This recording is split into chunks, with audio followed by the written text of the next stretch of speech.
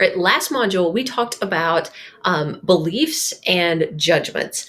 And this time, we're going to talk about attitudes and behaviors. So, how those beliefs influence how we behave, which we talked about quite a bit last time. But let's see what we're going to do. So, first thing, you need to know that attitude, this definition of attitude. So, it's those beliefs and feelings related to a person or an event. Usually, what happens is with attitude, it's rooted in that belief, but it's displayed in action. So maybe growing up, your parents told you to get a better attitude. Well, what does that even mean? Like it's not something that's tangible, but it's rooted in your belief. So maybe you're hating the broccoli or you're hating your homework. Like that's the source of it, but it is displayed in your actions of your or my favorite, the eye roll. Right? So what we're thinking and feeling definitely come out in our actions, but it's rooted in that belief. Okay, so the attitude is kind of that bridge between them, or a combination, kind of overlap, whichever one works for you. So we also need to know that attitudes predict how we will behave. And that's pretty easy to understand based on what we learned last module, where we were talking about our attitudes influence how we interact with the world around us. So there are a couple of different theories and concepts that you will talk about in your reading. One of those is the theory of planned behavior. So if we think this way enough, like I'm an exerciser, I should exercise, I am healthy, then we're going to behave in a way that's consistent with those attitudes. Okay. So you've got a couple of things to review in there.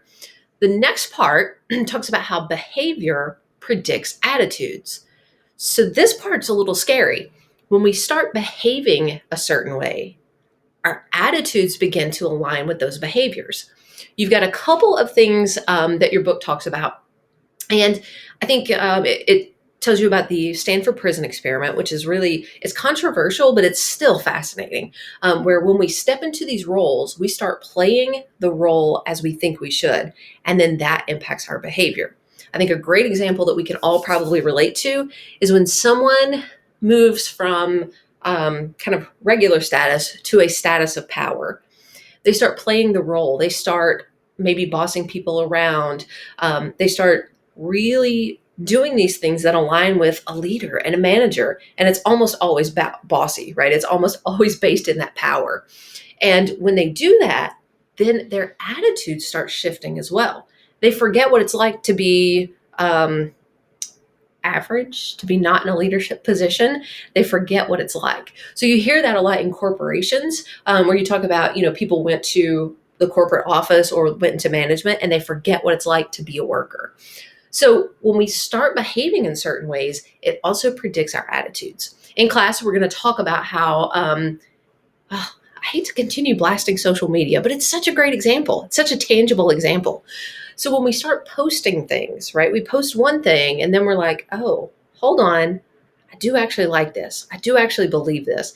And it just snowballs into more of those behaviors and more of that attitude. So behavior predicts attitude. We also are going to talk about 3 theories of why that happens, right? So you got some examples of that. And now we're going to talk about why that actually happens. 3 theories. Before you get started on those theories, I want you to remember that we are always managing how others see us. Okay, so again, social media. Remember, I like social media. It's a great example of good and bad. So we're always managing how people see us. Our feed definitely usually aligns with what we're thinking and feeling. So that's a great example of how our behaviors, our actual posting, aligns with our attitudes, like what we're thinking and feeling and how we see ourselves. Okay. So keep that in mind as you look at these 3 theories. That one should say number 1. Sorry. Number 1 is cognitive dissonance theory. That's when we experience tension when our behaviors and our attitudes don't align. We notice that, we experience tension, and we struggle. So we have a few options, and those are in your reading, but we basically have to realign one, right? So we've experienced this tension, got to do something about it. We hate that. This should say 2. Number 2, self-perception theory. If we're not sure how we think, we can look at how we think others see us. So what kind of behaviors do we display and how do others interpret that? So when we're not sure of our own attitudes, we kind of look at it from another perspective. How do others perceive us? That's the second theory.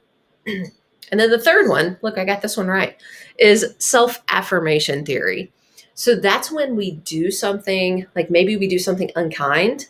I've got this picture of a gift here. So maybe we were rude to someone and we don't really feel like that aligns with who we are, but we can't go back and fix it. So maybe we give them a gift, right? To kind of try to make up for that. So when we catch ourselves doing something that doesn't align with our beliefs, we will make up for it in some other kind of behavior so that it readjusts how we see ourselves. So those are three theories that we're going to talk about in class. We're going to actually apply them to a scenario and see what we can come up with. Okay, so I'll see you in class. You know where to find me between now and then.